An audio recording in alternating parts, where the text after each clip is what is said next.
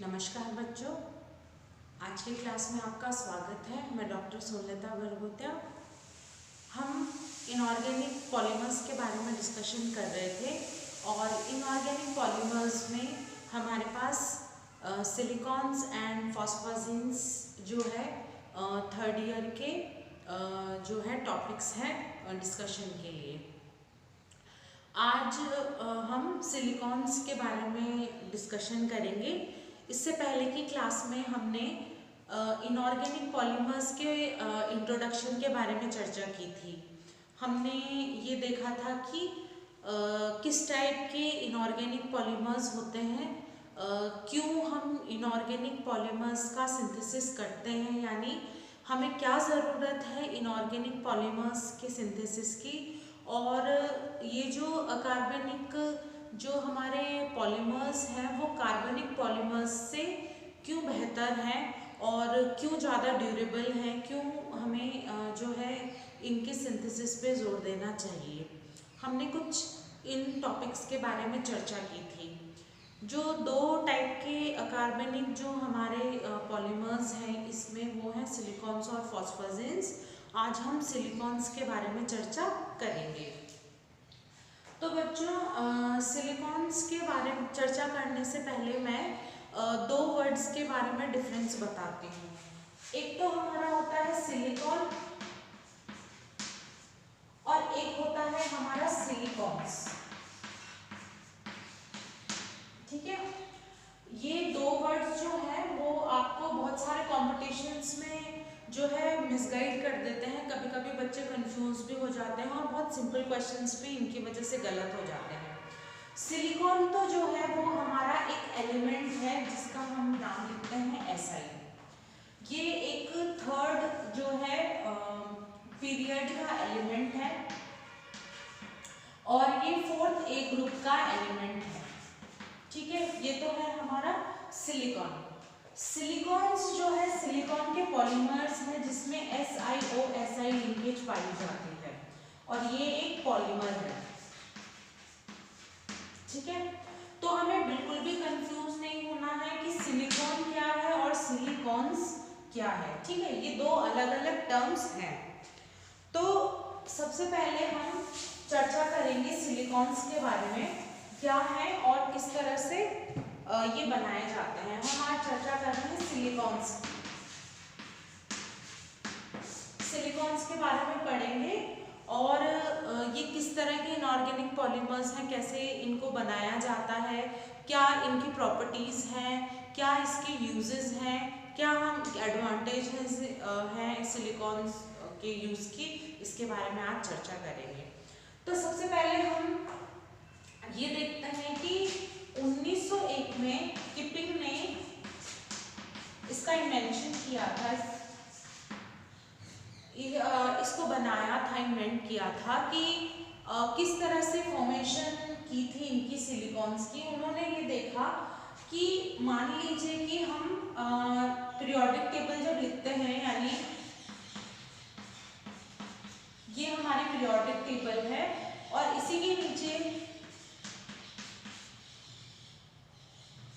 ठीक है, तो हम इस बारे में चर्चा कर रहे हैं। ये हमारी पीरियोडिक टेबल है। अब इन्होंने ये देखा कि यहाँ पे जैसे कार्बन है, कार्बन के जस्ट नीचे सिलिकॉन है। ठीक है, कार्बन के जस्ट नीचे सिलिकॉन है। तो जब इन्होंने देखा कि कीटोन जो है हमारा कीटोन, तो जैसे कि हमने कीटोन का फॉर्मेशन किया है, जैसे कीटोन का फॉर्मेशन हुआ है, तो मान लीजिए मैं इसी तरह से अगर सिलिकॉन्स का इस तरह फॉर्मेशन करूं, हम जैसे कीटोन को बना सकते हैं। तो जब ये कार्बन और सिलिकॉन पीरियोडिक टेबल में एक ही ग्रुप में आते हैं तो जो इसकी प्रॉपर्टीज है वही इसकी प्रॉपर्टीज है, यानी जैसे कार्बन 4 बंध बना रहा है वैसे सिलिकॉन भी तो 4 बंध बना सकता है। जैसे कार्बन ऑक्सीजन के साथ बंध बना रहा है वैसे सिलिकॉन के साथ भी तो बना सकता है, ऑक्सीजन के साथ भी तो बना सकता है। तो किपिंग ने ये देखते हुए कि क्यों ना कार्बन और सिलिकॉन की प्रॉपर्टीज को कंपेयर करें और जैसे कार्बन के जैसे हमने कीटोन्स बनाए हैं वैसे सिलिकॉन्स के भी हम कीटोन्स के फॉर्म में हम इस तरह के कंपाउंड बना सकते हैं क्या। तो इस तरह से इस कंसेप्ट की खोज हुई और सिलिकॉन्स जो है फॉर्म हुए। ठीक है, तो उन्होंने क्या देखा कि जैसे कि हम कार्बन, जब हम कीटोन्स बनाते हैं तो क्या करते हैं, हम कीटोन्स की सिंथेसिस में क्या करते हैं, जैसे R2 कार्बन और डाइक्लोराइड, जब हम इसका हाइड्रोलाइसिस करते हैं यानी डाइमिथाइल डाइक्लोरो मीथेन का जब हम हाइड्रोलाइज करते हैं तो हमें कीटोन मिलता है। ठीक है, हमें कीटोन की प्राप्ति होती है। तो इसी कंसेप्ट से मान लीजिए मैं दूसरे डेरिवेटिव्स ले रही हूँ, जैसे मैं मान लीजिए इस तरह के डेरिवेटिव्स ले लूँ Cl2, मान लीजिए मैं इस तरह के डेरिवेटिव्स ले लूँ। ठीक है, तो Cl2, तो क्या इनके हाइड्रोलाइसिस से क्या मुझे इस तरह का जो है वो मिलेगा, क्या मुझे इस तरह का कंपाउंड मिलेगा, क्या हम इस तरह के कंपाउंड बना सकते हैं, यहाँ पे ये कंसेप्ट रखा गया। अब क्योंकि सिलिकॉन जो है वो थर्ड पीरियड का और फोर्थ ए का एलिमेंट है, तो हमें उन्होंने पहले तो ये कंसेप्ट लगाया और ये बनाने की कोशिश की। अब उन्होंने क्या देखा कि हमें जो कीटोन्स मिल रहे थे वो तो हमारे जो थे विस्कस थे और जो थे लिक्विड फॉर्म में थे। ठीक है, ये तो हमें द्रव्य मतलब लिक्विड वाटरी टाइप के कीटोन्स मिल रहे थे, लेकिन जो हमारे सिलिकॉन्स थे ये ऑयली नेचर के मिले थे, ये थे ऑयली नेचर के। तो एक कंसेप्ट तो ये उभर के आया। दूसरी चीज यहाँ पे क्या उभर के आई कि मान लीजिए हम कार्बन और ऑक्सीजन की बॉन्डिंग के बारे में बात कर रहे हैं और यहाँ पे हम सिलिकॉन और ऑक्सीजन की बॉन्डिंग के बारे में बात कर रहे हैं। ठीक है, तो यहाँ पे तो ये 2p ऑर्बिटल ओवरलैप कर रहा है और यहाँ पे भी 2p ऑर्बिटल ओवरलैप कर रहा है, क्योंकि ये भी सेकंड ग्रुप का एलिमेंट है और ऑक्सीजन भी सेकंड ग्रुप का ऑर्बिटल है। पर यहाँ पे अगर हम देखें सिलिकॉन के साथ, तो सिलिकॉन तो थर्ड पीरियड का है, यानी यहाँ पे 3p है और यहाँ पे 2p है। ठीक है, तो यहाँ पे तो हम इसको कह सकते हैं कि p बॉन्डिंग है। ठीक है, लेकिन सिलिकॉन के पास तो d ऑर्बिटल्स है, तो यहाँ पे हम एक d बॉन्डिंग देखी जाती है जो भी बहुत ही अनस्टेबल है। ठीक है, वैसे भी यहाँ पे 3 और 2 का ओवरलैपिंग है और यहाँ 2 और 2 का ओवरलैपिंग है, तो ये बॉन्ड जो है बहुत ही अनस्टेबल बॉन्ड फॉर्म हुआ है। ठीक है, तो इस तरह के जो कंसेप्ट है वो समझ में आए जब हमें सिलिकॉन की फॉर्मेशन की बात की।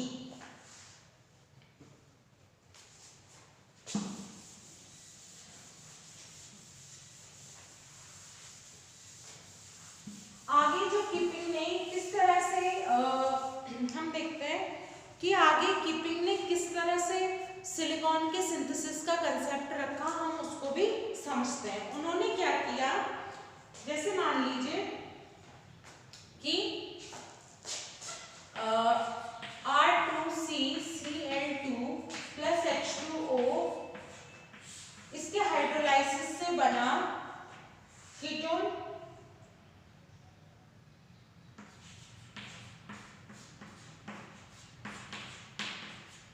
फर्स्ट ये बना। ठीक है, यानी -2HCl। जो हमारा फर्स्ट स्टेप है कीटोन फॉर्मेशन का, उसमें जो फर्स्ट स्टेप में जैसे डाइएल्काइल डाइक्लोरोमीथेन का जब हम हाइड्रोलाइसिस करते हैं, हाइड्रोलाइसिस करते हैं, तो हमें पहले डाइऑल जो है एक मीडिएटर मिलता है। ठीक है, डाइऑल एक मीडिएटर के तौर पे एक हमें इंटरमीडिएट मिलता है। वैसे ही जब हम सिलिकॉन्स का सिंथेसिस करेंगे R2SiCl2 प्लस H2O,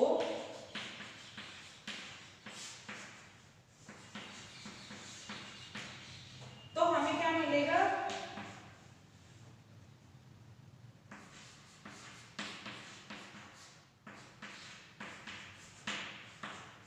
इसको हम कहते हैं सिलिकॉन, इसको हम कहते हैं नॉट। ठीक है, तो यहाँ पे हमें जो डाइऑल मिल रहा है वो इस तरह का है और यहाँ पे हमें जो डाइऑल मिल रहा है वो इस तरह का है। ठीक है, इस डाइऑल को हम कहते हैं सिलेनॉल। ठीक है, अब इस सिलेनॉल का कंडेंसेशन होगा और मान लीजिए मैं यहाँ पे दो यूनिट्स 2 यूनिट्स ऑफ सिलेनॉल ले लूं तो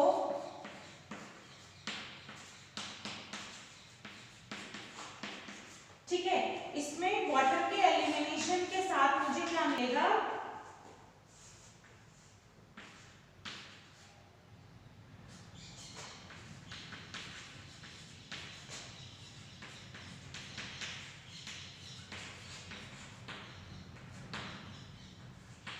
ठीक है, मुझे इस तरह की यूनिट मिलेगी। अब इस तरह की यूनिट को मान लीजिए मैं बहुत सारी यूनिट्स के फॉर्म में कंडेंस करूं तो मुझे यहाँ पे एक सिलेनॉल का पॉलीमर मिलेगा। इस सिलेनॉल को पॉलीमर को हम कहते हैं सिलिकॉन या पॉली सिलॉक्सेन। ठीक है, क्या तो सिलिकॉन कहेंगे या पॉली सिलॉक्सेन कहेंगे। तो इस कंसेप्ट से किपिंग ने यहाँ पे जो है सिलिकॉन्स की फॉर्मेशन रखी। उसका कंसेप्ट क्या था, उन्होंने कीटोन्स, वैसे यहाँ पे जो फर्स्ट है हमने डाइऑल बनाया, जब हम इस डाइऑल में वाटर के एलिमिनेशन कर देते हैं तो हमें कीटोन मिलता है। ठीक है, तो उन्होंने भी ये कंसेप्ट रखा, मान लीजिए हमारे पास ये यूनिट है, इसका हम हाइड्रोलिसिस कराएं तो हमें डाइऑल मिलेगा और जब इस डाइऑल का कंडेंसेशन हम करते हैं तो हमें एक पॉलीमर मिलेगा जिसको हम कहते हैं सिलिकॉन। ठीक है, आगे बढ़ते हैं।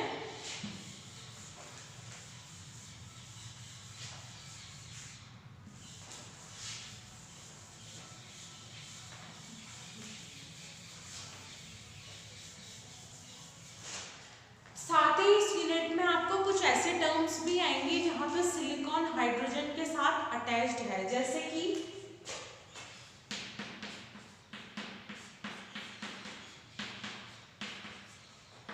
जब हाइड्रोजन सिलिकॉन के साथ अटैच्ड होगा तो इस फॉर्म को हम कहेंगे सिलेन। इसको हम कहेंगे सिलेन। ये टर्म्स भी आपको याद होनी चाहिए क्योंकि एग्जाम्स में ये टर्म वाइज भी पूछे जा सकते हैं। जब हाइड्रोजन के साथ सिलिकॉन और उसके साथ अगर ऑक्सीजन ऐड हो जाए तो उससे क्या कहेंगे,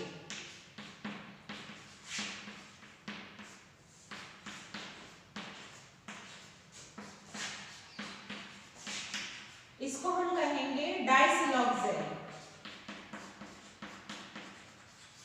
क्योंकि हमारे पास 2 यूनिट है इसकी सेम टू सेम, तो इसको हम कहेंगे डाई और इसको कहेंगे हम सिलॉक्सेन, क्योंकि यहाँ पे ऑक्सीजन भी एडेड है। अगर हम हाइड्रोजन की जगह यहाँ मिथाइल रिप्लेस कर दें तो इसको क्या कहेंगे,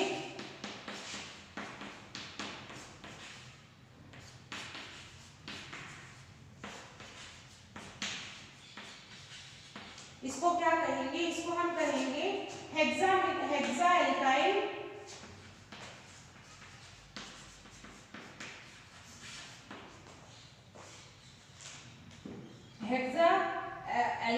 डाइसिलॉक्सेन। ठीक है, तो इसको हम क्या कहेंगे, हेक्सा एल्काइल, क्योंकि हमारे पास 6 जो है एल्काइल ग्रुप्स हैं, तो हेक्सा एल्काइल डाइसिलॉक्सेन। तो ये टर्म्स भी क्लियर होनी चाहिए क्योंकि यूनिट में ये भी आगे यूज होंगी।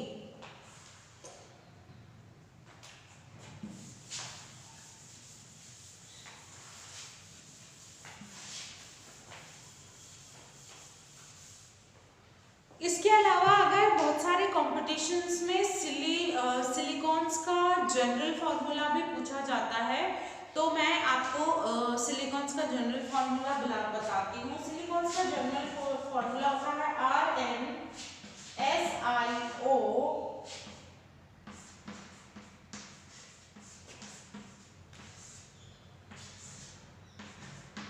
यहाँ पे n की वैल्यू हो सकती है 1, 2 and 3।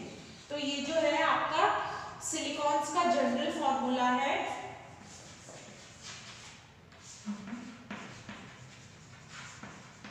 बहुत सारे कॉम्पिटिशन्स में इसके भी वेरिएशन पूछे जाता है। RnSiO 4 माइनस, मतलब जो भी यूनिट्स x की यूनिट्स हम लेंगे -4 डिवाइडेड बाय 2n, और n की वैल्यू 1 2 3 हो सकती है। तो ये हमारे सिलिकॉन्स का जनरल फॉर्मूला है।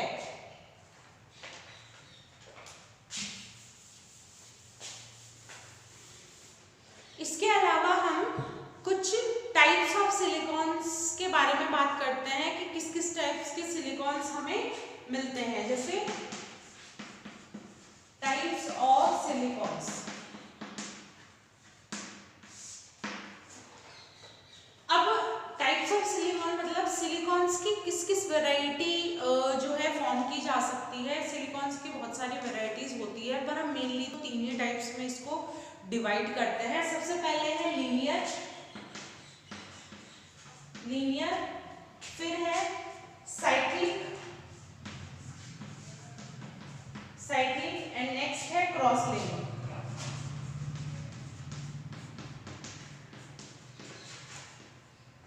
मेनली तो सिलिकॉन की तीन वैरायटीज के बारे में ही हम डिस्कशन करते हैं, लीनियर, साइक्लिक और क्रॉस लिंक। लीनियर सिलिकॉन्स किस तरह से दिखते हैं, जैसे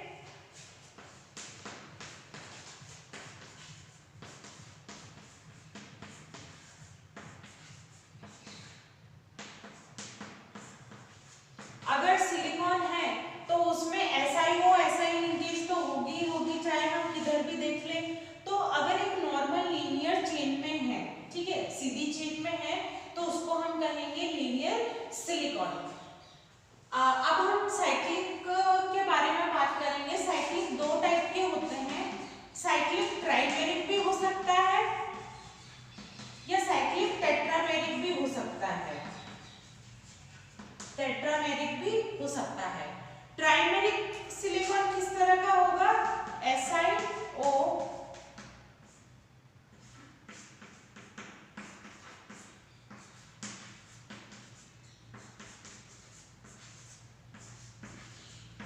ठीक है। ट्राइमेरिक कैसे है, क्योंकि यहाँ पे सिलिकॉन की तीन यूनिट्स हमें मिली है। देखिए, एक ये वाली, एक ये वाली और एक ये वाली, यानी तीन ट्राइमर, यानी तीन उसमें जॉइंट है। टेट्रामेरिक मतलब चार, मतलब इसकी चार यूनिट्स जॉइंट है। जैसे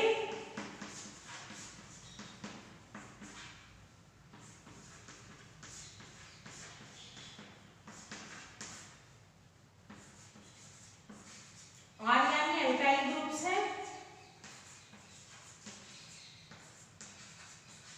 ठीक है, R यानी अल्काइल ग्रुप्स है। टेट्रामेरिक मतलब चार यूनिट जॉइंट है, 1 2 3 और ये 4।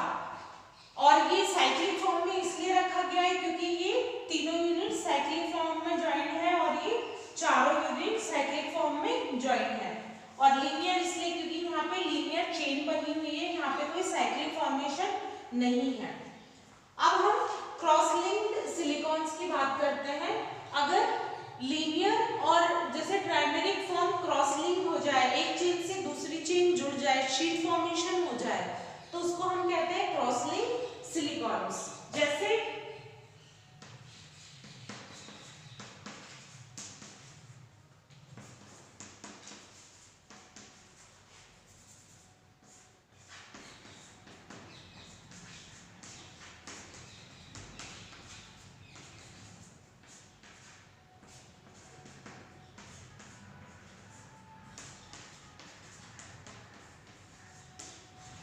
देखिए, इसमें क्या हो रहा है, इसमें हम ये देखते हैं कि